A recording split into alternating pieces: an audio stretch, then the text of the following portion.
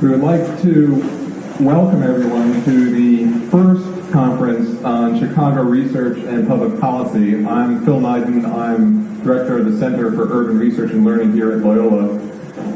And I say we because there are many institutions and networks that have been involved in making this conference happen. We hope that this will be a conference that will be happening every other year, rotated around universities in the city. The idea first came up at a quarterly meeting of the Urban Universities Collaborative, which is a informal network of urban center directors of most of the Northern Illinois colleges and universities, and it's a group that meets together to talk about common concerns and common interests around urban research and teaching connections and relationships to policy issues in the metropolitan area. It is also an idea that has been supported by the Policy Research Action Group, also known as PRAG, which is a network of 4 universities and more than 30 community-based organizations or citywide groups. And PRAG promotes collaboration between university and community research and has supported over 175 projects in the past 10 years. That we also, I need to mention, because probably the big bulk of the financial resources, although it's been shared, but the big bulk has come from the Loyola University Graduate School, which also has offered to host this conference the first time. And I think it's been successful. At last count, it appears that we will exceed 400 participants, which is, I think, beyond what we thought we would have when we did this planning process. We were hoping 200 would be quite comfortable, but 400 is fantastic. So you can all clap for yourself afterwards. The purpose of the conference is sort of laid out a bit in the program, but just to mention a few of the key issues, is to highlight policy research taking place in Chicago. Chicago clearly is one of the most researched cities in the nation, yet we don't have a broad conference like this. There's lots of specialized conferences, but not a broad conference. So that was one key issue.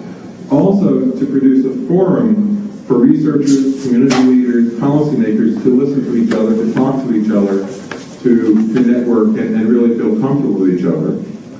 For those of us working in specialized areas, it also gives us the opportunity in a 2-day period to spend an hour and a half looking at areas outside our specific policy or research interests, so we get a sense of what's happening throughout the whole city and not just in our area, because we all tend to be very much involved intensely in single areas. Also, this brings the university and community together to discuss critical policy issues. This is a citywide conference. It's not just academics, but it's researchers from the community. It's people who are policymakers, people who have practical knowledge of what's going on, in addition to researchers around the city. And also, I wanted to emphasize that we're pulling together all the creative forces in the city of Chicago, and again, not just one sector or another. Nor are we just talking to ourselves. Another sponsor of this conference is the Fannie Mae Foundation, and that, for those of you who want the distinction, this is not the candy company, Fannie Mae as in Washington, D.C. and mortgages, but the Fannie Mae Foundation is supporting the conference primarily to help us prepare and publish the proceedings. These proceedings, just so you know what's coming out of the conference, is going to be a little different. This is not going to be a thick volume of verbiage that will sit on a professor's shelf or a library shelf, and only the most dedicated person is going to go through it. Rather, it's going to be a collection of short 1- to 2-page synopses of the various sessions, policy issues that we've seen and will see today and will see tomorrow. In addition to that will be a list not only of the participants in each of the sessions or panels, but also others who perhaps weren't here, but who also are key researchers, policymakers, community leaders who know things relative to these issues. So it will be, in a sense, a handbook, hopefully useful for the next year or two, that can not only guide other researchers and other policymakers through people who are knowledgeable, but also open up the networks in the city of Chicago so that it's not just an old boys and old girls network that does this kind of research, but also opens it up to graduate students, new community leaders, to younger researchers, so that this is a very inclusive and open process and really draws on the capacities and the talents of everyone in the city. Finally, and this almost sounds like it's a part of a formula, but it is so critical to this conference, I want to recognize a few of the people who really made this happen. Because clearly, you don't get 400 people in one place and get good weather like this without some good planning. And Ozma Ali is a graduate student here at Loyola who clearly is, if there's one person that made this happen, Ozma is it, and I think we've all been recognized that.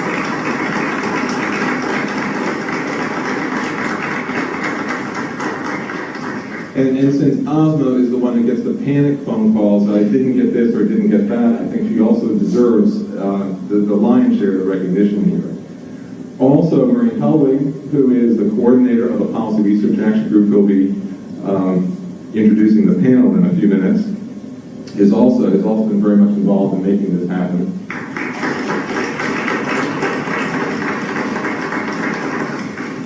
And Karen I, the administrative assistant at Prague, is setting up the reception. Of course, there had to be someone not here. I just knew it was going to happen. Has also been very helpful and dedicated in getting this to happen. Not to mention the community sponsors, the university sponsors, the various advisory committees that we've had. This has truly been a collaborative effort, and it really, all those people take credit. And maybe we can clap for the collective group. Having said all that, I would like to introduce, to give you the real official welcome from Loyola University, Larry Braskamp, who is our Senior Vice President and also familiar with some of these same issues we've been talking about.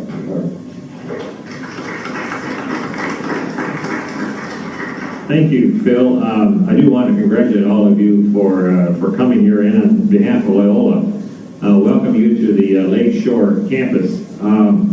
I've only been here for about 3 months now, since I came from another campus across town, and in many ways, coming here is a great opportunity for me to meet some of you again and to hear what you're doing, because it's the kind of work that I did for many, many years.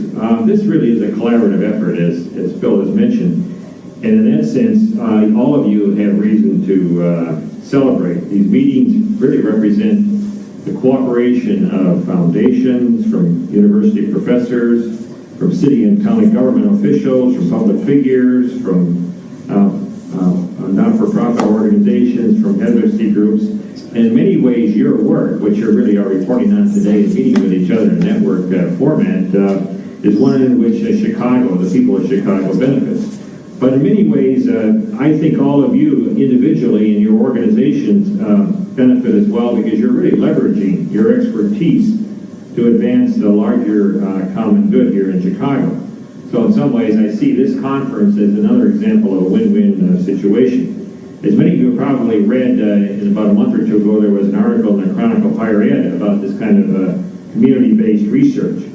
In one sense, I like to call this kind of research research by the people for the people, because in many ways that's what we're doing, is having various people from all walks of life get involved. So whether you're an advocate or an academic or whoever you represent, I think that you really are doing yourselves credit, but you also are helping the people of Chicago and the citizens of Chicago. I want to thank you, and I do want to wish you well the remainder of the day and tomorrow as you continue your network. So again, welcome to Loyola.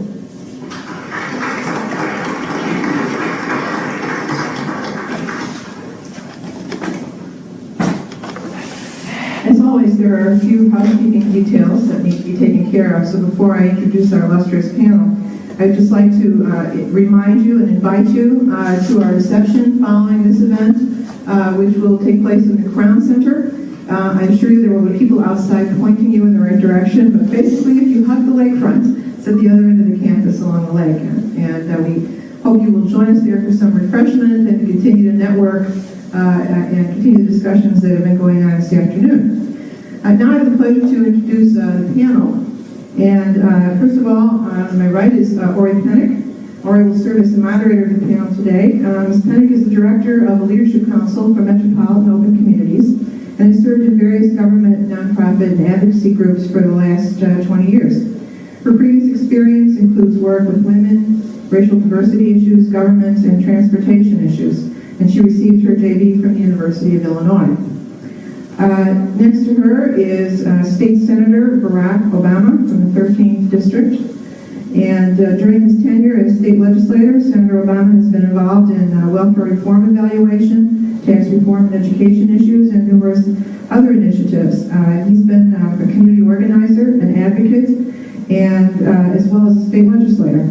In addition to his service, many not-for-profit advocacy and advisory boards, Senator Obama also serves as a lecturer at the University of Chicago Law School and himself received his JD from Harvard University. Next to him is Paul Lingenfelter, who is the Vice President for the Program on Human and Community Development at the John D. and Catherine T. MacArthur Foundation here in Chicago. He joined the foundation after serving as Deputy Director for Fiscal Management at the Illinois Board of Higher Education. Paul served as a consultant also to the United States Corporation for National Service, the Loyola Foundation in Canada, and several other organizations and government agencies, and holds a PhD from the University of Michigan. Next to him is Paul Klebner. He is the Director of the Center for Governmental Studies at Northern Illinois University. Dr. Klebner has been involved in researching workforce development issues for the last 30 years. In addition to his academic research, he serves on the boards of several community agencies and regularly offers assistance to community organizations and advocacy groups. Dr. Klebner's research includes a collaborative evaluation of welfare reform in Illinois, along with several nonprofits, universities, and philanthropic organizations. Finally, at the far end there is Carlos de Jesus. He is the director of an advocacy organization called Latinos United. Among the organization's recent accomplishments include a successful lawsuit against HUD and the Chicago Housing Authority on behalf of the Latino community of Chicago for exclusion from publicly supported housing. And Mr. de Jesus holds a degree from Yale University. So it's a very illustrious panel. Again, all of them have a mixture, as you can see, of both academic, professional, and community involvement. And we asked them here today to have them reflect for us and with us on directions for public policy in the 21st century. And with that, I'll turn it over to Ms. Minnick. For the sake of time, I think we're all going to stay seated and address in an informal manner rather than going to the podium. I would like to make one correction. I have a master's from the University of Illinois. My JD is from John Marshall. So I wanted to have a little clarity there.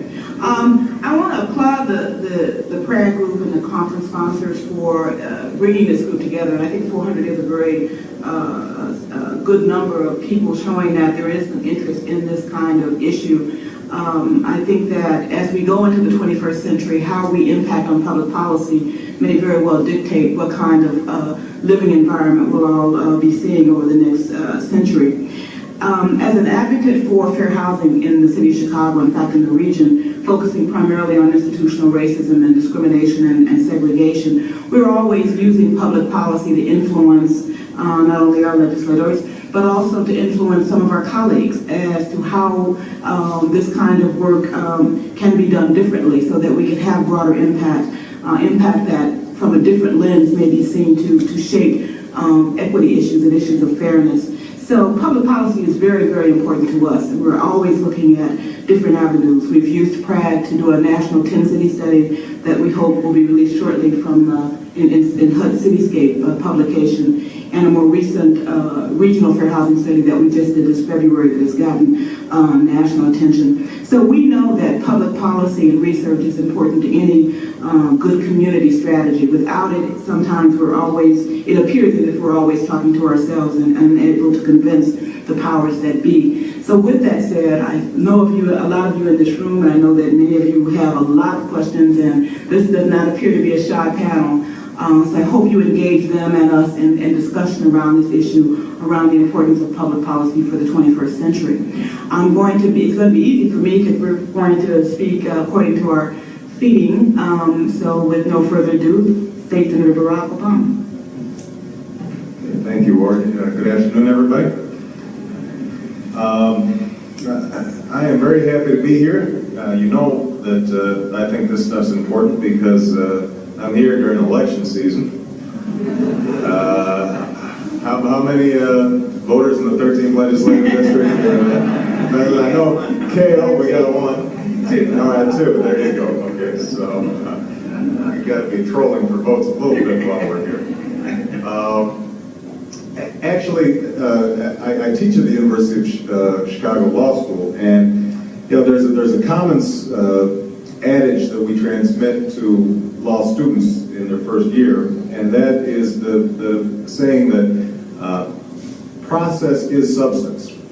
Process is substance. And the reason we try to emphasize that in law school is because I think a lot of law students come in and they think, well, there are these rules about the law on the one hand, and then there's the substantive issues and ethics and morality and public policy questions that is really the interesting stuff. And we learn the rules just so that we can get to that interesting stuff. And any of you who practice law or operate in a legal setting or a legislative setting very quickly begin to understand that, in fact, process dictates substance to a large degree.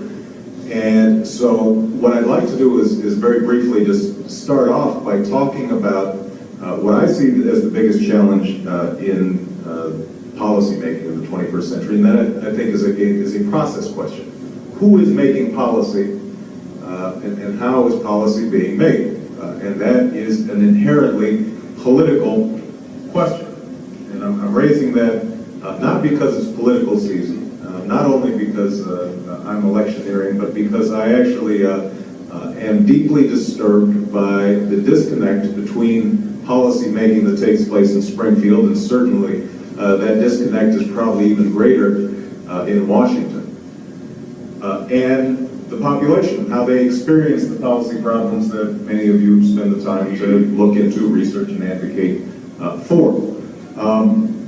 It's currently estimated that I think in this upcoming election, turnout will be somewhere around 25% of registered voters.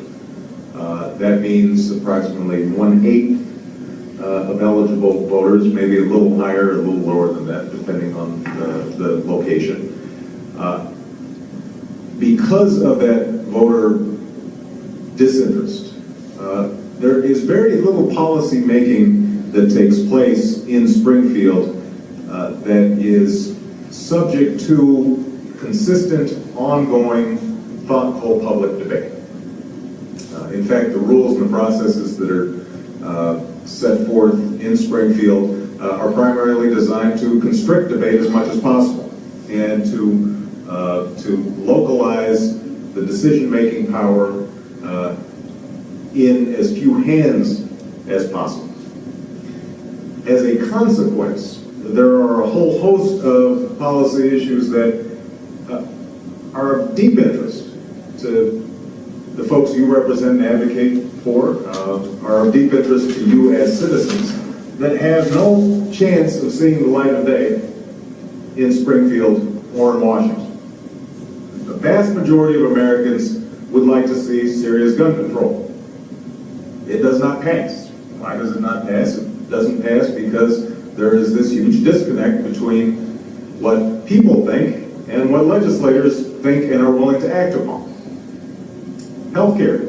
We've got, in the midst of the greatest economic boom in my lifetime, and probably most of yours, we have actually record numbers of persons with no health insurance. And yet, there is virtually no movement around the issue of how do we provide insurance to these uninsured. There's a lot of talk about HMO reform, and which looks good, partly because it doesn't cost that much. It's a matter of just passing a couple of laws. I support this HMO reform, but it certainly doesn't get at the more fundamental issue of what we do with this burgeoning number of people who have no health insurance and are one illness away from bankruptcy or worse. So one of the most important policy questions that I guess I want initially to put forward, and I don't have all the answers to this, is how in fact do you re-engage the population in this civic process? How do you re-engage people in questions of policy that affect them, and how do you make them feel that they actually have some significant power over these issues? And And the reason I think I want to raise that first is because the people who are guilty of disempowering the population are not only the bad guys. I won't be partisan here and say who the bad guys are. It's not only the folks who are representing the special interests, quote unquote, and the guys with the pinky, diamond rings and the fat cats. Sometimes it's also us. Sometimes it's the experts or the advocates who are not that much better at advocating on behalf of and with the communities that they purport to represent. So that the lobbyists down in Springfield who represent a whole host of good causes that I strongly believe in, oftentimes have very few troops behind them, have not engaged in conversation with the very communities that they're representing. And the legislators are aware of that. And to the extent that they are able to move legislation through Springfield, it's because they are savvy lobbyists in the same fashion that the beer distributors have savvy lobbyists, or the real estate folks have savvy lobbyists. But generally they lose because they have less money and less resources. And if they were going to win on these policy debates,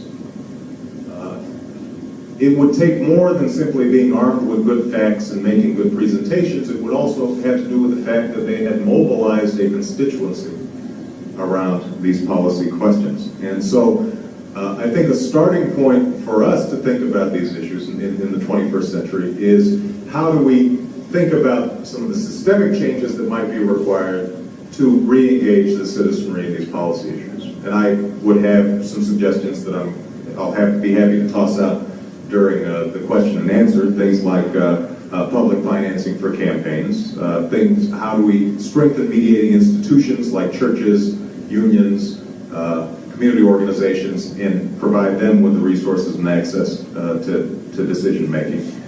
So I'll have some suggestions, but I also think that we probably need to think about our own practices internally, and who it is that we're directing our message to when we conduct policy research. I'll just give you an example that is a critique of lawyers, so I can do it without hopefully offending too many folks around here. We had a major policy debate around juvenile justice issues in this past legislative session. And the policy was clearly on the side of people who did not want to see a ratcheting up of penalties for juveniles and an increased number of juveniles being sent to adult prison. The research was there. We had there were studies that showed that recidivism rates were actually higher for juveniles who were tried as adults as opposed to stayed in the juvenile system. There were studies that showed that the investment in prevention dollars and programming would actually have a more salutary effect on the crime rates than some of the punitive measures that were being proposed. Nevertheless, the state attorneys and the prosecutors moved forward on their proposal. And I kept on asking the advocates and the lawyers, who were doing an excellent job presenting the problem, have we gone to the community that might be affected and talked to them and convinced and persuaded people in their hearts and minds, and not just out in the suburbs, but in the inner city where folks feel crime most acutely? Have we persuaded those people that in fact we shouldn't just lock up these 15, 16-year-old thugs who are hanging out on the street corner and threatening the little ladies? And the answer was we had. Well, have we come up with alternatives that we can package and sell to the population so that we change the terms of the public debate, so that we're actually advocating to the public as opposed to just the legislators? Well, no, we hadn't really done that. And as a consequence, the bill that was proposed by the prosecutors sailed through in the Senate. I think it was 57-2. Despite the fact that policy research was argued against the bill, because we hadn't done the kind of work that we had done. I don't want to take up too much more time, so let me just move to, I guess, what technically is substance, but is still an issue of process. What I think will re-engage people in politics is if we're doing significant serious policy work around what I will label the working poor, although my definition of the working poor is not simply folks making minimum wage, but it's also families of four who are making $30,000 a year. They are struggling. And to the extent that we are doing research figuring out what kinds of government action would successfully make their lives better, we are then putting together a potential majority coalition to move those agendas forward. One of the good things about welfare reform, which the 1996 legislation I did not entirely agree with and probably would have voted against at the federal level, but one good thing that comes out of it is that it essentially desegregates the welfare population, which presumably is black and undeserving and urban, versus the working poor, which are the other people. Now you just have one batch of folks who are working but don't have health insurance, aren't making much money, can't figure out daycare, don't spend an hour and a half trying to commute to the jobs that do exist, don't have much opportunity for enhancing their skills so that they could actually move up into an income bracket that would support a family. That is increasingly a majority population. And so to the extent that we have policy systems that are thinking about how do we provide effective health care to those populations, how do we provide job training so that people can upgrade their skills when they're in these jobs, how do we provide effective child care, and of course, how do we educate the children in these families in such a way that they are able to access economic opportunity. I think those are going to be the critical policy questions that we face in the coming century. And I don't think, by the way, that that is just a problem for urban areas or the inner city or particular populations. I think that cuts across issues of race and geography, and as a consequence becomes a useful means for coupling policy with politics. I think that the wonderful work that Ori and many of you do in the areas of diversity is absolutely vital, and there's some significant policy questions around housing and desegregation that have been intractable but have to be addressed. Nevertheless, I am actually a strong believer that if we organize policy around issues of economics that diverse populations have in common, we will have the basis and the conversation will have taken place and the coalitions will have been formed around which we can address some of the issues that Ori has so effectively organized. And just to give you an example, I went to an Indian organization dinner, service organization dinner last night, and I was told that within the Indian community, you're seeing a significant departure from what used to be the so-called model minority that was coming over, and they were all professionals and moving out to Hinsdale or wherever these places are. I don't mean to sound ignorant. I know where they are, but she pointed out that actually the new immigrant population is much less skilled, is much more apt to be in this category of working poor that we talked about, is having the same problems that folks who've been here for a while are already having. And what that means is that gives us an opportunity then to do some organizing that we couldn't do before. Let me just close by saying, as we think about the policy research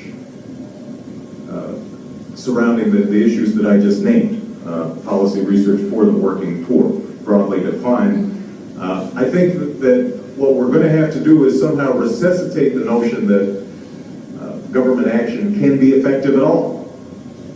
There has been a systematic, I don't think it's too strong to call it a propaganda campaign against the possibility of government action and its efficacy.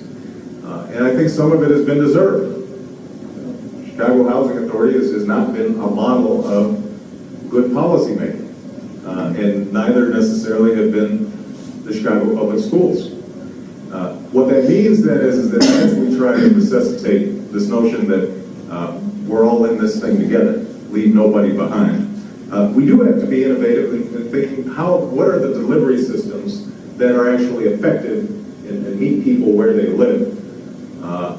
And my suggestion, I guess, would be that the trick, this is one of the few areas where I think there are technical issues that have to be dealt with as opposed to just political issues. I think the trick is figuring out how do we structure government systems that pool resources and hence facilitate some redistribution, because I actually believe in redistribution, at least at a certain level, to make sure that everybody's got a shot.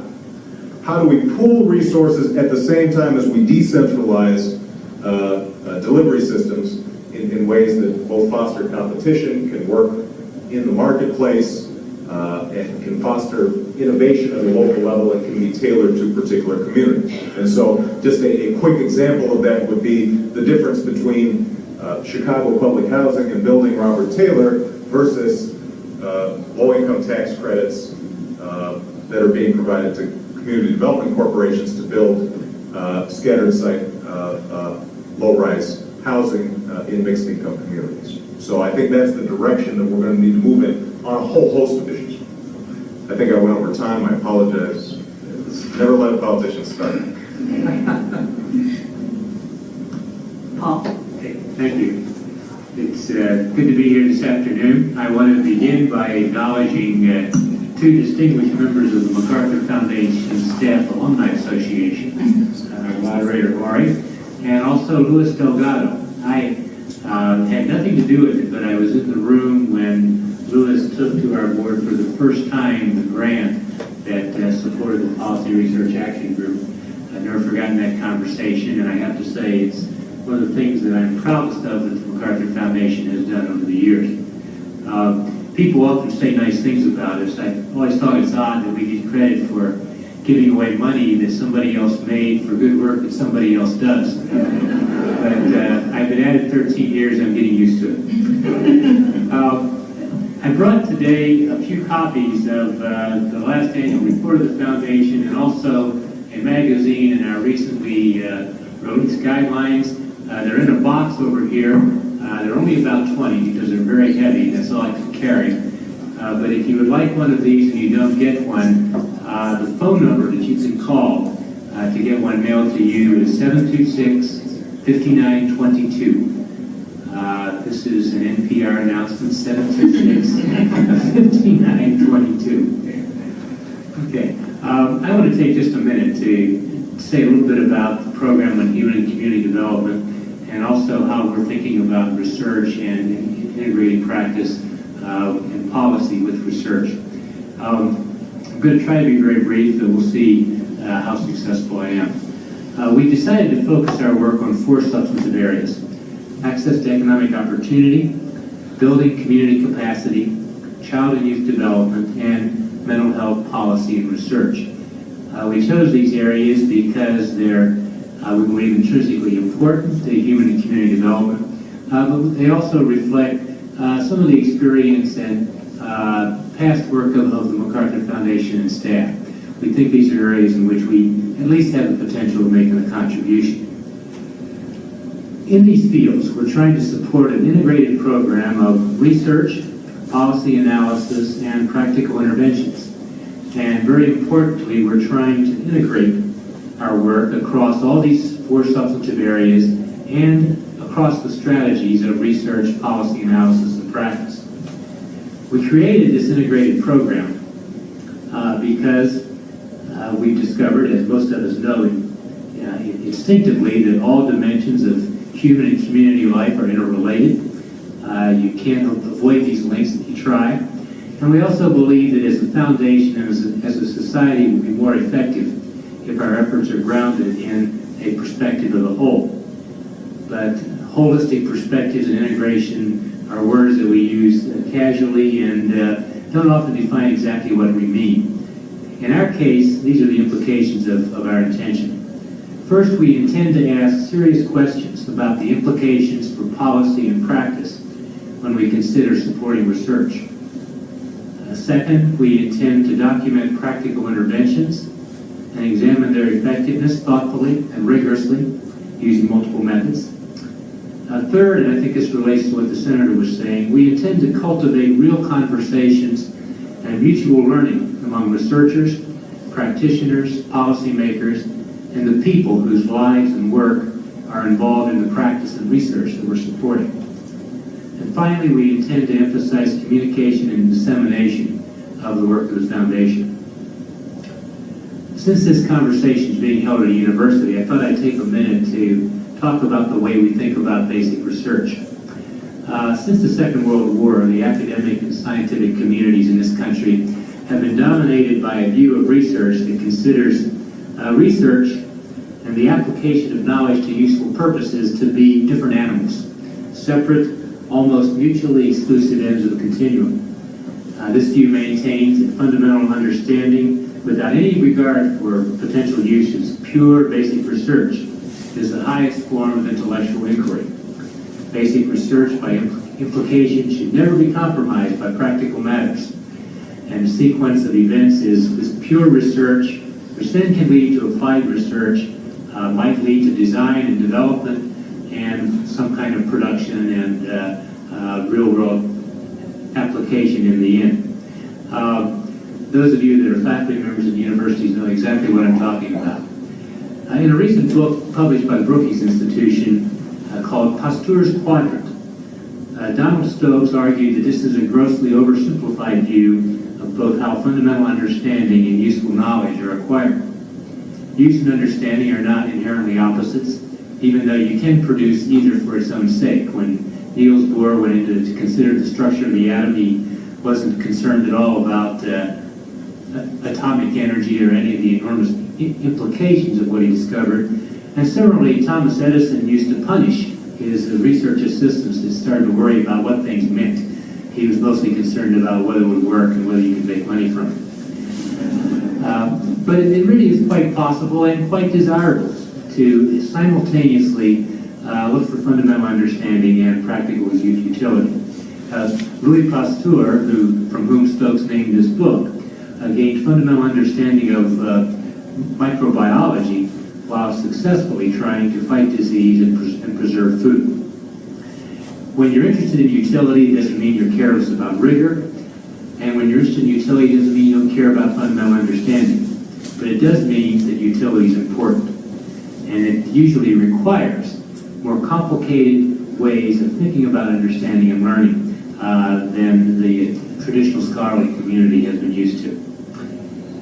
Now I'd like to say a few words about what we're trying to do and how we're thinking about research and public policy.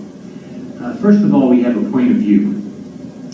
We're interested in successful development for all people and for all communities. And we place particular focus on individuals and communities that are disadvantaged due to poverty, isolation, and discrimination.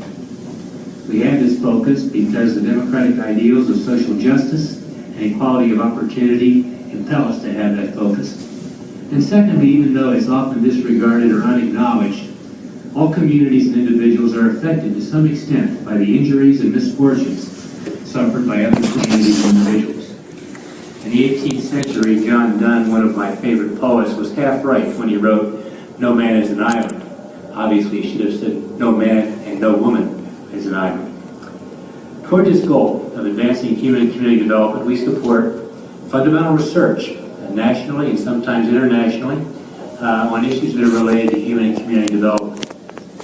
We're supporting research on topics such as economic inequality and the relationship of economic inequality and the performance and efficiency of economies. We're supporting research on the factors and processes that enhance successful child and youth development. And we're supporting research in Chicago specifically on the effects of social context and communities on human development. And we're supporting research on, for example, on the effects of poverty on health and development. We're also supporting policy analysis nationally, in the state of Illinois, and locally. The policy analysis we support includes areas such as juvenile justice, welfare policy, employment policy, tax and income policy, education, regional planning, transportation, and a whole range of issues. The work we're supporting is trying to answer some very obvious questions. What are social conditions? What are the trends? What policies are relative to the social realities that affect people's lives?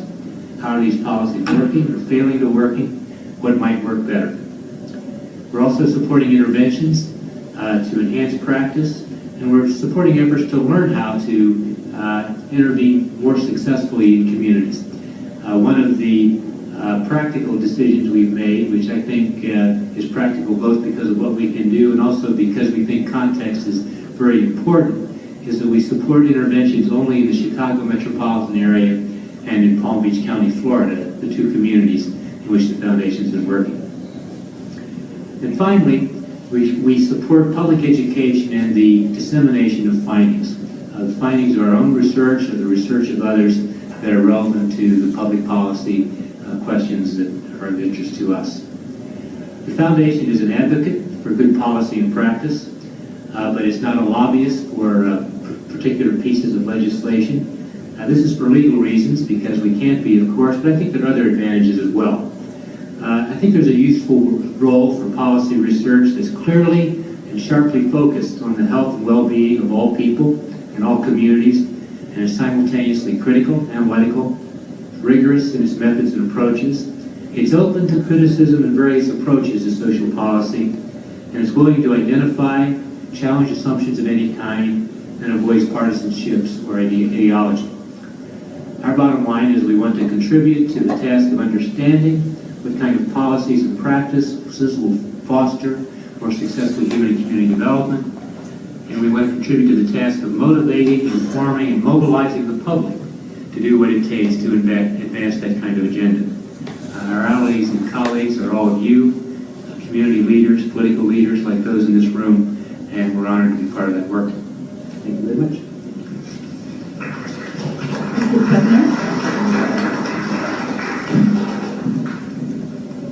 Good afternoon. I'm also very pleased to be here today and to talk briefly about some of the things that I'm looking at in terms of public policy and as we approach the 21st century. For the last decade or so, I've been working on particular kinds of public policy issues. First of all, a long-term project that has been done by Northern Illinois University in collaboration with the Latino Institute in Chicago Urban League, focusing on the low-wage workforce in the Chicago metropolitan area, or those people whom we at one point lumped together and called the working poor, persons who were at work but whose total family income did not exceed 150% of the poverty level.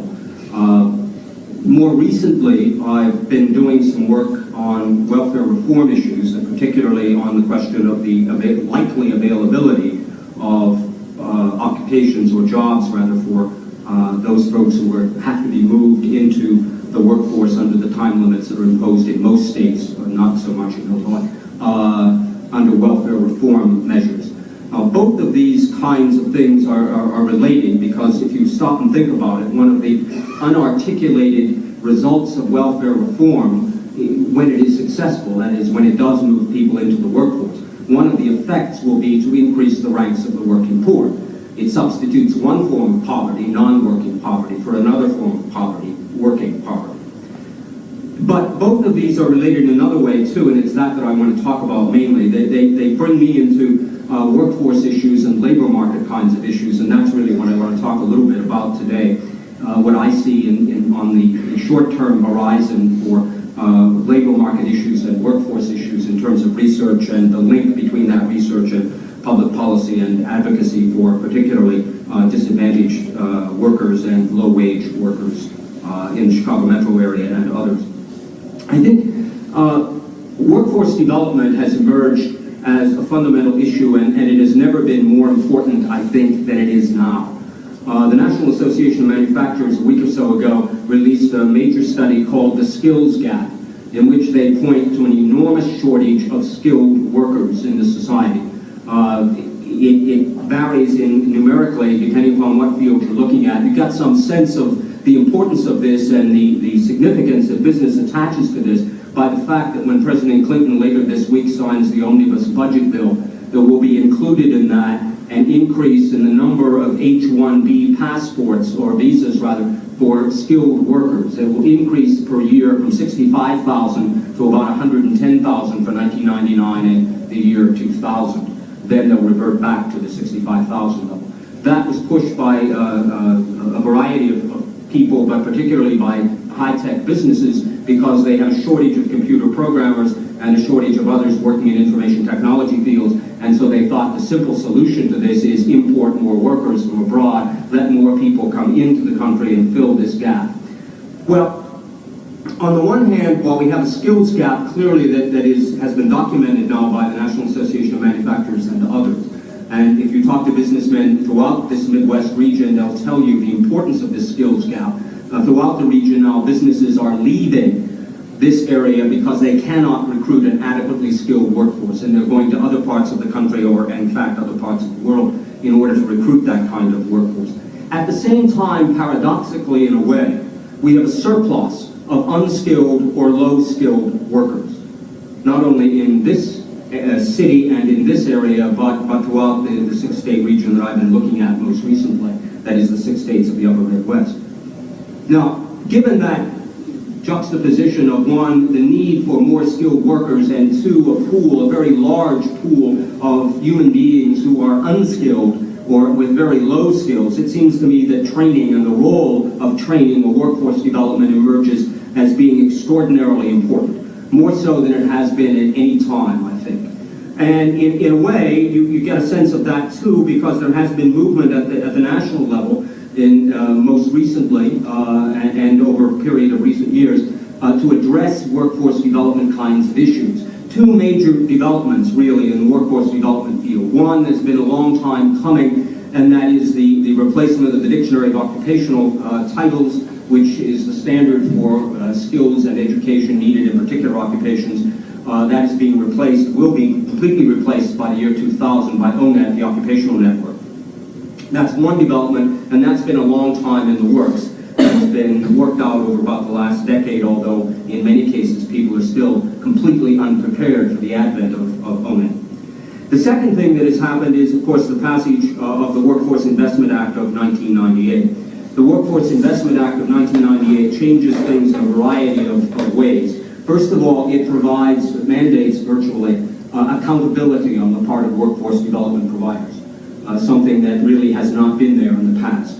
But now, in order to be eligible for federal funds, whether directly or indirectly, that is pass-through funds, workforce development providers will have to establish some track record for accountability. Exactly how that's going to be measured is still up in the air and still being debated, but nonetheless, performance indicators are clearly going to be there. Secondly, the mode of funding is going to shift. It shifts mainly from enrollment-driven funding, which is what has characterized so much of the workforce development field in the past, to performance-based funding. In other words, you deliver the service first and place the worker and get some track record on the worker in the job, and then you get paid for it. Then you get the funding. Now that has very significant implications. It has particularly significant implications for small-scale workforce development providers who may not be able to afford the upfront costs of providing that development in the first place. There are, for example, in Illinois currently, in round figures, 21,000 workforce development providers in the state. The estimates I've seen are that by the year 2005, under the impact of these developments, there'll be about 3,000 left. That's a tremendous change. And most of those 3,000 left, many of them, I should say, are people, groups that aren't in the field at all now, for example. A couple of weeks ago, I heard a very long interview on National Public Radio by the Human Resources Director for Lockheed Martin, who was describing their new entry into the field of workforce development. They're moving into the field of workforce development because, of course, defense spending has been cut and they have surplus funds and surplus personnel, so this is a new area for them to go. And they see workforce development as a great opportunity because, as she pointed out, many of the small-scale workforce development providers simply aren't going to have the capital in order to have the capital to survive in a performance-based funding mode. They do have the capital, they do have the resources, and they can move in and provide that kind of workforce development. I'm not sure that's all bad, but it does have significant implications in terms of the likelihood of major corporations and other for-profit groups being willing to provide workforce development initiatives in the inner city, for example, or for hard-to-serve clienteles, and especially since they are mandated as well to maintain performance records. It's very hard to see that workforce development providers will be anxious to serve the inner city populations and other hard-to-serve clienteles, when in fact they're going to also have to point out how many people they bring into a program, what their success rate is, what their placement rate is, and how many of those persons once placed keep jobs and move up the ladder. So both of those developments, I think, taken in together, mean that the whole field of workforce development is going to change. It's going to change fairly dramatically. It's not clear to me that the people working some of the people working in this area are fully aware of the extent to which these changes are really on the horizon. I think, too, in the workforce development field, one of the things that needs to be looked at is the need for workforce development providers to look forward, to anticipate what's going to happen in terms of job availability, to train people for tomorrow's jobs, not for the jobs that were common and popular in the last decade. I think too much of workforce development activity has been backward-looking rather than forward-looking. And I think also there are very, very good programs out there that we need to look at and see what's going on in other places. Unfortunately, not very many of these exist in Illinois. But for example, the Regional Workforce Development Initiative in southwestern Pennsylvania, which is being done under the aegis of the University of Pittsburgh and Chancellor Mark Nordenberg at the University of Pittsburgh, is an extremely creative approach to develop a rationalized and systematic approach to workforce development, to link together a variety of kinds of different workforce development providers in the entire region in order to create a rational system rather than the kind of unbridled chaos that did exist and which does characterize workforce development in the state of Illinois or in the Chicago metro region. Another very successful approach is the sectoral approach that characterizes, for example, the Wisconsin Regional Training Partnership in Milwaukee in the metalworking field. Both of these are kind of examples, just simple examples, kinds of things that work, that have been highly successful in training low-skilled workers or unskilled workers and moving them into career jobs with career ladders and decent-paying kinds of jobs. It seems to me that it's this kind of thing that's going to be a very critical dimension of social policy activity in the short term as we move into the 21st century. I would also add to that one other thing, and linking back to what Senator Obama was saying, that when I look at the political horizon and ask what are the prospects for reasonable and progressive social policy in the next decade or next 2 decades, my response is those prospects are pretty grim, whether you're looking at the state level or you're looking at the federal level.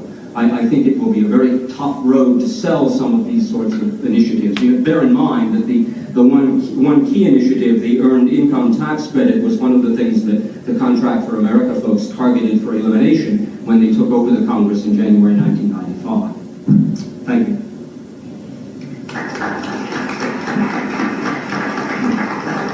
Well, last but definitely not least, Carlos. Good afternoon. Let me start by saying that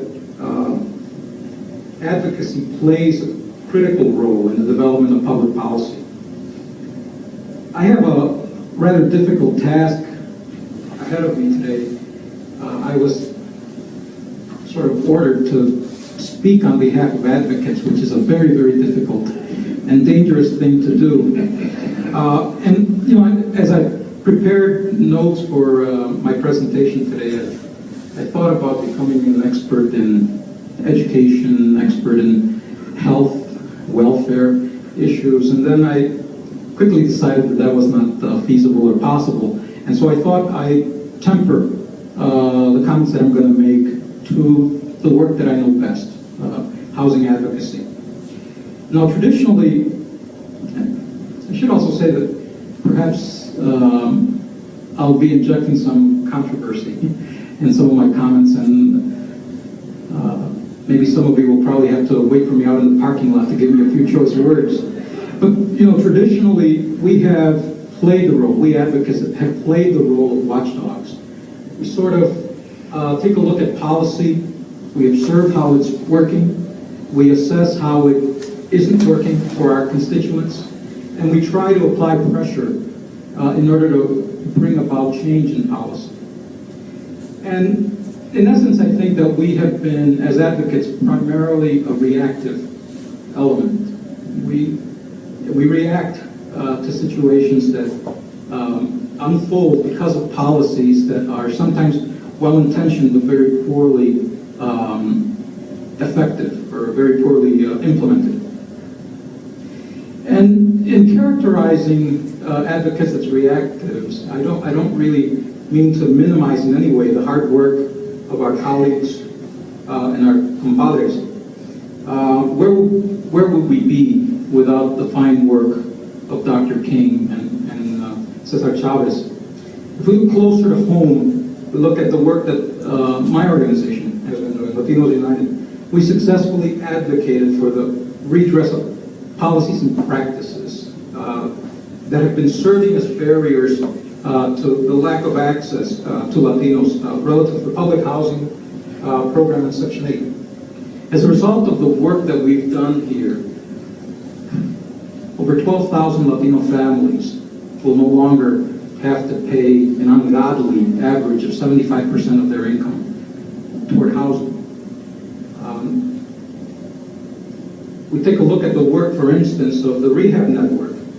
They and 200 of their closest allies forced the city to increase its affordable housing budget by 50%. I mean, these are advances, these are issues, these are initiatives that advocates have worked hard on over the last years. But I think that we do need to be infinitely more proactive. Yeah, we'll continue to be reactive, but I think it's almost by nature the sort of work that we do is to be able to focus on the issues and focus on the problems that are inherent in policy. But I think that we also need to be working at creating policy. We need to be focused on creating policy as well as bending it.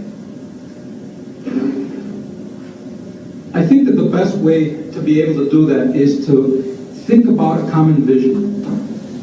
We need to be looking at how this community, this metropolitan area, how it needs to be able to work at ways that foster diversity and foster inclusivity.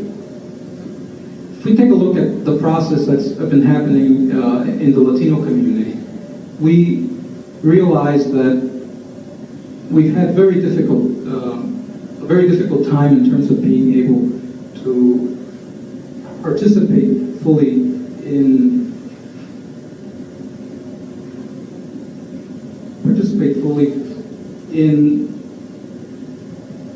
this.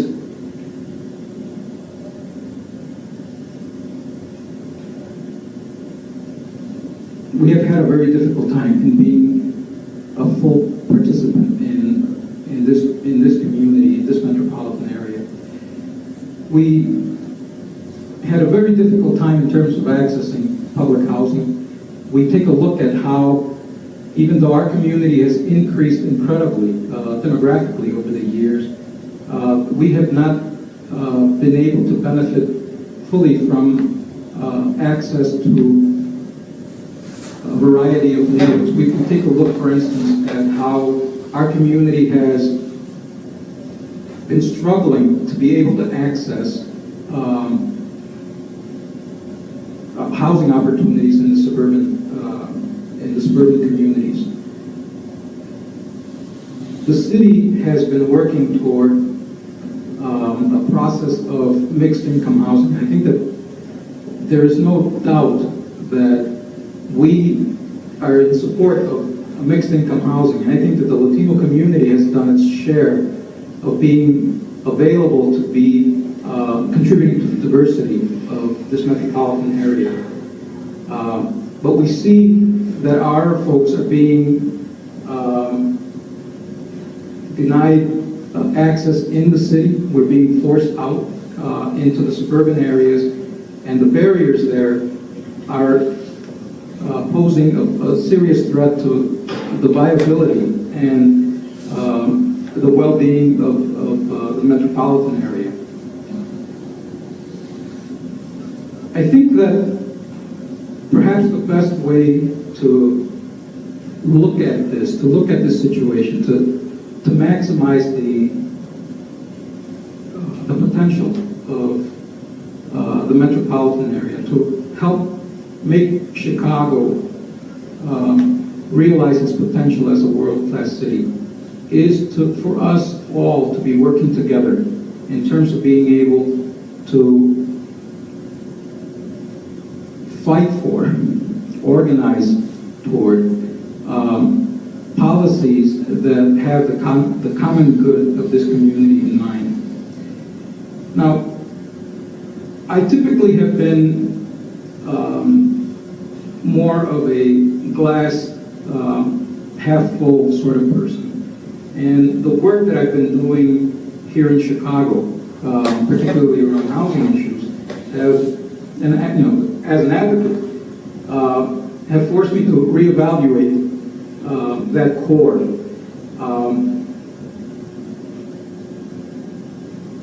There is a far ways to go. If we look at where we need to be in the 21st century, we still have a long way to go in order to achieve the possibility of a truly diverse metropolitan area. There is, I believe, hope. We're seeing more and more examples of community groups, community organizations coming together to be able to put forth policy recommendations. In fact, to ensure that policy gets created that is for the betterment of the community. I've been privileged to participate in a process that 2 years ago I would have thought impossible. It's a process where people of a variety of backgrounds have come together to be able to push this very issue. You know, that the legislators and the policymakers, as the senator was indicating, often work in a void. There isn't enough information going to them. There isn't enough active work on the part of communities to be able to bring and push for policies that make a world of sense to us. There's a grouping of folks that have gotten together that transcends the traditional clustering of advocates. Normally, I mean, the work that we've done at Latinos United has been primarily Latinos getting together, analyzing the issues that impact our community, and then struggling and pressuring to bring about change. When we analyzed, for instance, the issue with access to public housing, we did a good job of researching it. We did an excellent job of documenting the need. We worked hard to negotiate with the policymakers. And we negotiated and negotiated and negotiated and found that we weren't getting anywhere. Ultimately, we filed a lawsuit, a class action lawsuit, that brought about the sort of changes that we were incapable of getting from them in an amicable fashion. I think the African American community has been successful to a large extent in terms of advocating for issues that it holds near and dear. But I think that the accomplishments really are, I think both by our community and the African American community, have been somewhat piecemeal. And so I think that what is essential is for communities of need, leadership in communities of need, to be able to come together and work toward a common process. Once again, I think we need to establish a vision that takes into account the betterment of the whole metropolitan area. The process that I was talking about, I saw Republicans and Democrats. I saw African Americans, Latinos, whites. I saw Jewish and Arab. I saw middle-class folk and poor folk coming together and working toward a common agenda. That agenda is yet to be established, but I think that that is the sort of processes, the sorts of advocacy that we need to be able to pull together in the 21st century to go beyond the reactive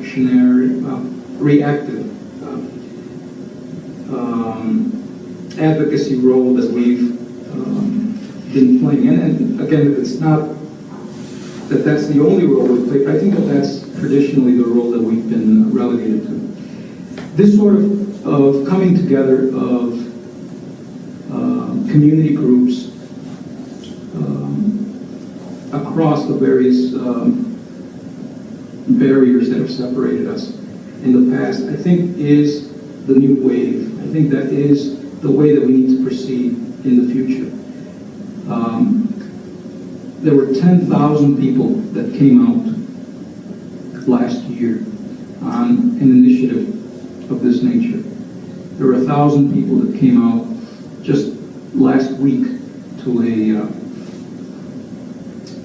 a forum that was had with an elected official or a candidate for public office. I think that that really is the way that we need to go. Now, if we look at, and by the way, I don't need to be making a commercial for that particular group, because that's not the only thing that's not the only group that's working. I was just reviewing some of the literature out in the room next to the registration room, and you see a lot of work that's being done. Again, the work that the Rehab Network did was crucial. The work that the Leadership Council and other groups are doing relative to the tax reform and relative to the TIF reform. It's that sort of networking that's real crucial. I think that the role, the last piece that I was asked to talk about, forgive me if I'm being literal in my instructions, was what role does the legislative group play vis-a-vis the advocacy group? And what role does philanthropy play? What role does academia play? The way that I look at things, and I think that those groups, should revolve around advocates, because advocates, and here I'm talking about advocacy as defined by folks who are working with and on behalf of communities, that those are the groups that need to be putting forth public policy recommendation, needs to be developing public policy. And I believe that it's the role of legislature, it's the role of policymakers, in the old definition, to take a look at what the community is saying through the advocates. I think it's the role of philanthropy to support the work of advocates. There needs to be, I'm really pleased to hear Paul's description of what the MacArthur Foundation does, and that it shouldn't be of news to any of you here that are familiar with the MacArthur Foundation. But I think that other philanthropic entities need to be doing that sort of work. I think research plays a critical role, and the role of the academics are central to the ability of advocates to do work. The Prague concept has been a crucial piece for us. It has been instrumental in our ability to be able to document well the work that's so crucial to resolving the issues, the housing issues that our community has been facing.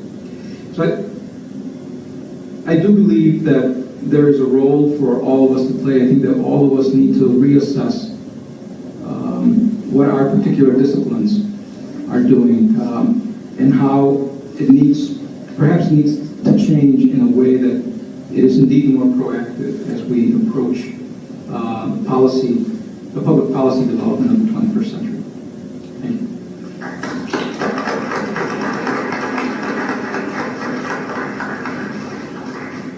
Okay, questions of our panelists? I don't think there has to be any particular order.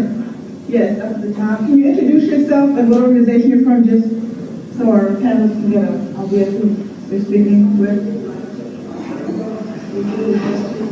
You won't go to the front. I can hear you all. Here it is. Light over here, a long way down. Does that work?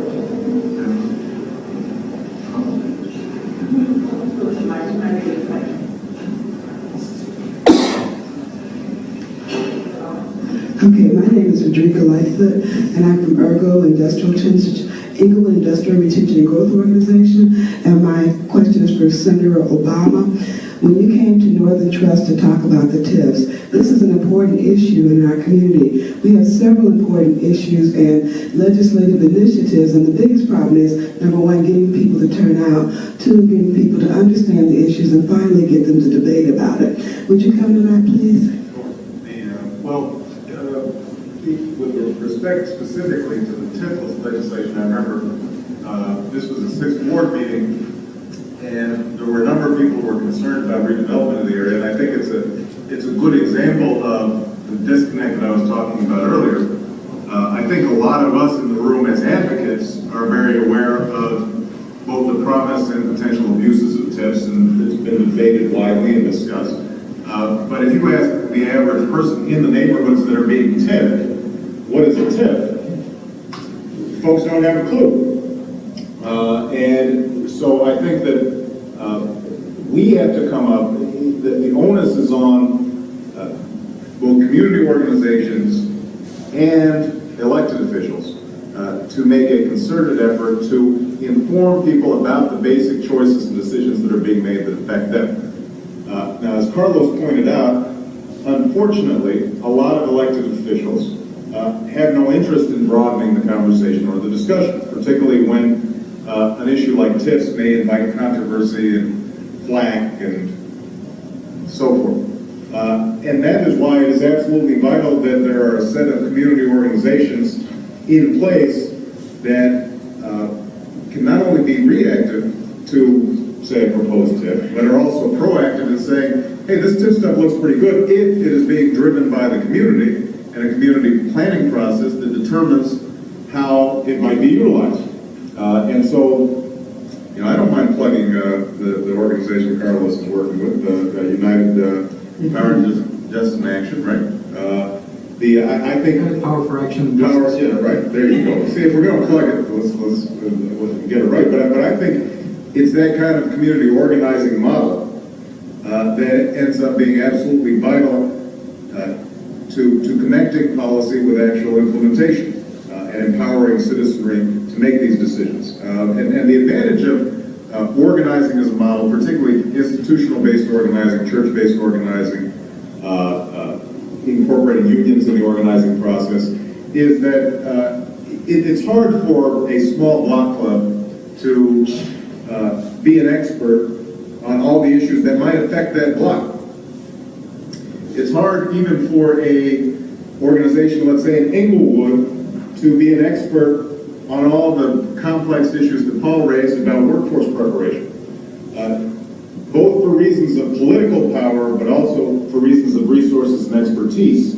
I think the potential for regional organizations that have a variety of components: political organizing, potentially direct service provision, potentially communication strategies and media strategies that are all combined in empowering those local areas. I think is going to be absolutely vital. So I hope that answered your question. I'll be happy to expand on it first in the two.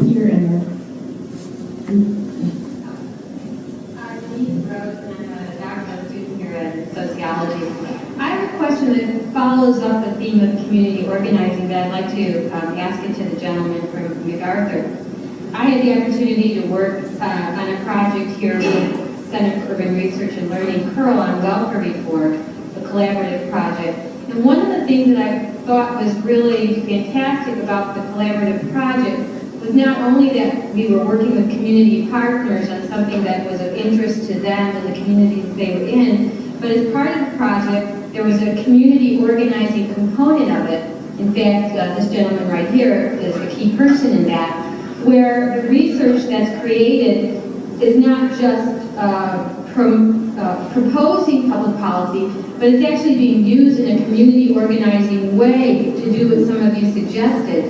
And my question is, do you think that there'll be more funding coming out of the philanthropic community to push that type of links, not just collaborative projects, but really pushing the organizing part so we can get this advocacy, to the policymaker? One aspect of our program is focused very sharply and clearly on helping to mobilize and form and organize communities to deal with issues in the community. And I think the availability of data and sort of thoughtful, systematic ways of documenting what the issues are and thinking about solutions and getting the people of the community engaged in that process is very much part of vision. Yes and yes. The only thing that I would add to that is I want to pick up on Senator Obama's comment about institutionally based organizing. I think my observation has been that the most powerful organizing is organizing that takes place out of the fabric of the community. And I think it's just very important for those of us that are trying to encourage it and support it to make sure that it's deeply rooted and that we help it become connected to people in ways that are sustainable and really have the credibility and legitimacy that is needed for real power. I'm Loyola, and I'm here in the Department of Sociology at Loyola. And some of my questions are even addressed by these questions, but basically all day we've heard, can people hear me up there? Yeah. Basically we've heard community development, accountability, applied in different ways. Now what's sort of interesting is the way that both of you answered this question. My question was sort of dealing with the ways in which we do need a vision, such as what Carlos was talking about, a vision of development that won't involve displacing present-day communities in order to bring in positive development defined by others. The processes of gentrification are often associated with this, sort of has been associated as leading to this. So my question is sort of how we can, as policymakers, as researchers, as people who live in communities and who are trying to be engaged in this, whether there are specific steps that can be taken in order to sort of do what in other places is called social economic initiatives, or bring about sustainable economies, bring about positive change, linking research in a way that does give us this sense of accountability and having community development. It's a big question, but I mean, it sort of ties into I'll look Go for it. Okay, well, I'll get things started by just saying I think you answered your own question.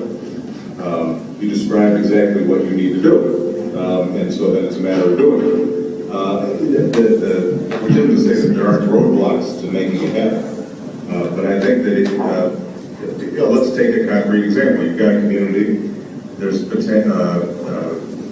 its location is attractive enough that there's potential for gentrification.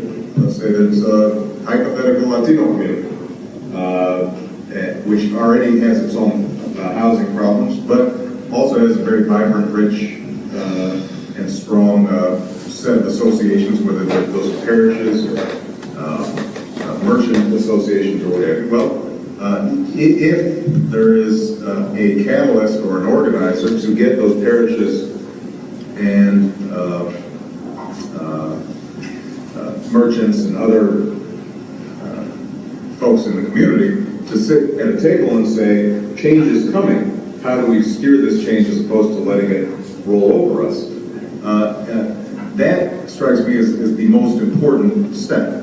Once you get to that step, then there are a whole host of technical questions. Then there are issues of, well, can we call up some academics to help us do some surveys or research about this stuff, or can we canvass other communities that have already undergone this and negotiated it successfully, and how do we get some powerful allies, and let's meet with the aldermen, and let's, right? So there are a whole set of strategies and tactics surrounding moving forward at that point. But the initial task is to get the relevant players around the table in crafting the composition that Carlos talked about. And I think that not just as an elected official, but with my sort of philanthropic hat on as a trustee, that's a process that at least, let's say, the Woods Foundation or Woods Fund of Chicago were very interested in funding. And I think that the challenge for a lot of you as researchers and policy advocates is to be creative in terms of how you work with these folks once they're at the table. I.e. not trying to simply import or transplant your latest idea. I don't mean to be dismissive. I'm sure these ideas are good ideas. Well, sometimes the problem is precisely if you're representing getting enough marginal voices out. And if you're requesting funding, not just doing research as a hobby initiative, you also have to play into the numbers game. Where, to get funded, you have to sort of show that you were successful, and how is success evaluated sometimes this isn't always in the long term. Like the way of creating an alternative vision isn't normally done in a year or in a few weeks of interviewing. So this is the bigger question of, even running our own vision of accountability towards social change, towards positive initiatives. I agree that the process doesn't happen fast, and sometimes foundations and government jump the gun in terms of wanting to see immediate success. Now, the flip side of that is I think there are also organizations that never move beyond marginality, and at some point you got to say, well, this hasn't taken. We need to shift resources somewhere else.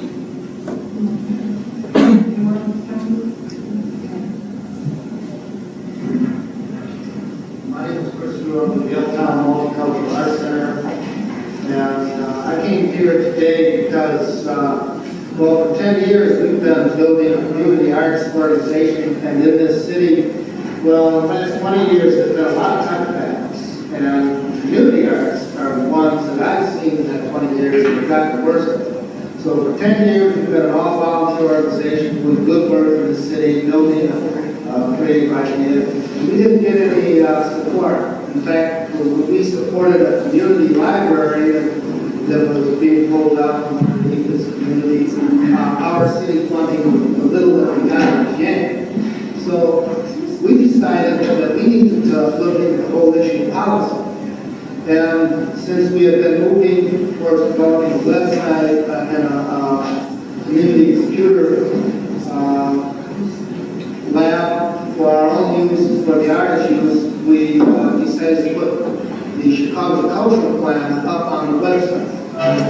And we've done that with the idea of inviting the city to table to criticize those original 106 suggestions that were made in that Chicago Cultural Plan during the Washington administration, and get that debate going again.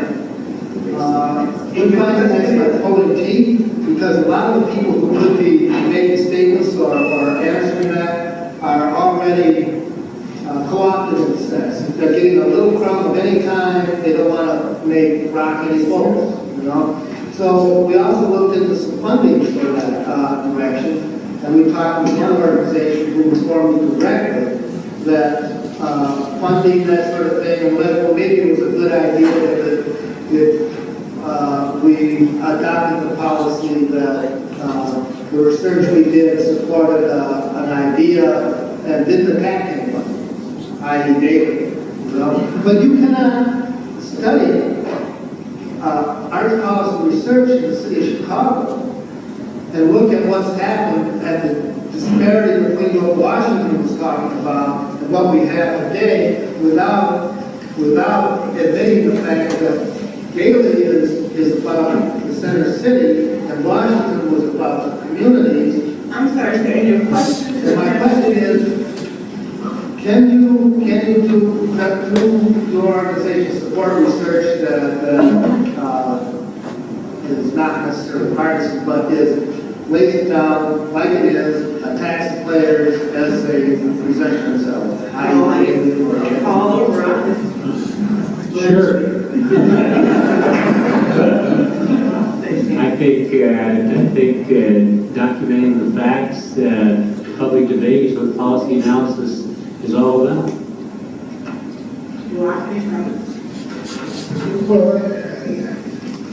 Yeah, I think Paul addressed the sometimes difficult task that foundations have. We've got a law on the books, the IRS laws, that say that public foundations are not supposed to be engaging in political work. And since my view is that most of this stuff that we care about is political, it's a matter of line drawing on the part of foundations. Part of the frustration I often have also as a trustee on a couple of foundations is that there are a number of foundations that hold diametrically opposite views to mine that are extraordinarily aggressive in the political arena and are willing to fund advocacy that I think steps over the line. You know, if you were actually looking at the IRS regulations, what they're doing, but are able to get away with it. And so there's not always a level playing field, and I think that that often disadvantages funding the kinds of coupling of advocacy and policy making and communications and media strategies that would be effective in moving an agenda forward in this society. But I think what I've seen in the foundation community is an increasing commitment and increasing understanding that unless you fund advocacy and sophisticated advocacy with some bite to it, that's not partisan but nevertheless has some bite to it and lays out the facts, I think foundations recognize that that's needed if we're going to make changes on the kinds of agendas that Paul discussed. But I think more work needs to be done. I think foundations are still a little bit shy, and I think that's a mistake. Yeah, I just want to apologize for my brain freeze. I think that was really excruciating. But I think in terms of this particular issue, it's really imperative that we figure out ways of being able to deal with policy issues, with community organizations being able to bring forth policy, irrespective of what the funding world, limitations that are set forth by the funding world. I think that the policy at the IRS is something that needs to be revisited. I think that it eviscerated the work, the good work that a lot of us were doing. Those limitations, have really crippled the work in policy development that advocacy groups were doing. The organization that I referenced before has had a lot of concern in terms of the role that philanthropy has played. And that's philanthropy in their talk about funders in general, like contracts, like government contracts and whatnot. To the extent that they've developed a process that assures financial independence so that the work that ultimately gets developed by this collaboration is not dictated to by the parameters set forth by the funding world or by government. And so I know that that's a very difficult position to be in, to be able to fund your, to be able to be financially independent as a nonprofit organization. It's an oxymoron. But I think ultimately, if we're sincere about the common good, about working toward the common good, we're going to all have to pitch in to be able to free us from the restrictive parameters of philanthropy. And I think philanthropy needs to help us work toward alleviating the stress there caused by the ruling of the IRS. I think that, while I agree with what Carlos just said about some restrictive parameters by IRS, one of the hobby horses I have these days and have had for about a year is the argument that we really have to learn from what some of these right-wing foundations have done. They've been enormously successful. They have redefined the social agenda in this country, and they've done it in a very, very clear-cut fashion. And we need to learn from that. The things they've done aren't great state secrets. And it doesn't take rocket science to figure out how to do these things successfully. It does take a little bit of persistence. It does take a little bit of creativity, and on the part of advocates and foundations as well. But I think we need to learn from the practice of right-wing foundations who have redefined the social agenda so successfully in this country, and adopt some of the models which they have used without cutting across or without transgressing the boundaries that IRS regulations set forth. I don't think one needs to do that, although I agree that some of them, like the Bradley Foundation in particular, go a bit overboard when they sit in on meetings of the Republican leadership in the House of Representatives. But apart from that, and not doing that sort of stuff, the fact is they have just very, very concertedly and in a very systematic kind of way, and with an absolutely skillful approach to public relations, have been able to do an awful lot, and we really need to learn from that kind of model. I'm always distressed when I submit a proposal to a foundation and have it funded and then have them come back and cut out the funding for all of the public relations dimensions of it, and that's happened more than once, as a matter of fact. They just don't want to fund the public relations. And yet, that's vital. That's absolutely vital. It's absolutely important to get the kind of information out. It's expensive to do, to be sure, but it really needs to be done if you want to think of public opinion, you want to think of influencing public opinion and shaping an agenda. And also, if you want to produce systemic change, then you have to think of this doesn't happen overnight. It's not something that you can get out a report on Tuesday and by Friday you're going to have the system change. That's just not the way it works. I mean, the right took 30 years to redefine the social agenda, but they did it. And they were persistent, and they were ultimately successful. Paul, you kind of asked. We got two calls now. We got two calls. Paul Clever just kind of answered my question, but my question goes to, if in fact funding is coming from some source other than the community, and for the kind of stuff we're talking about, we traditionally relied on foundations, we relied on government. Government is shrinking and foundations can't pick up the whole load. I guess my question is to the point that Senator Obama kind of talked to. One of the things, frankly, that puzzles me is this assumption that there are a lot of good organizers in Chicago. This assumption, I'm always told about all the great organizers in Chicago, and yet I go into a lot of communities where there are very prominent organizations, and if you talk to the people who live in that community, they've never heard of the organization, they don't know the work that they're doing, and it's not that the organization's not doing a lot of work. A lot of the work is spent trying to talk to foundations or government to get money. My question is, given there is got to be something to sustain people to organize. I don't think you can say good people with no money. How do we fund, or I guess I don't even worry about funding. How do we get an outcome-driven advocacy community? Outcomes not being me getting more funding, but outcomes being we produce more people in this community working, et cetera, so on and so forth. How do we do that in this kind of environment that we're in? Now this is addressed to which Paul, or any? No, I understand Paul started. Okay, so is anybody on the panel? Okay. I'd like to comment. Well, no, go ahead. Okay, I was just going to say that I think the one thing that strikes me about the success of the right in changing the social agenda is there not only was a set of intellectual ideas, it was connected in churches, communities, and organizations in ways that around a couple of issues that really mobilized people.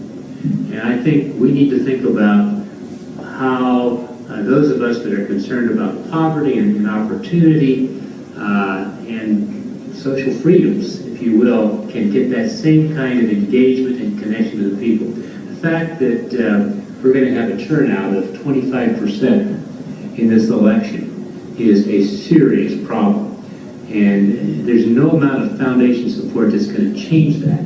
What it's going to take is those of us that are concerned about these issues have got to get personally involved in our communities. We've got to make political contributions as well as charitable contributions, and we've got to help people get mobilized and understanding of their self-interest and acting on it.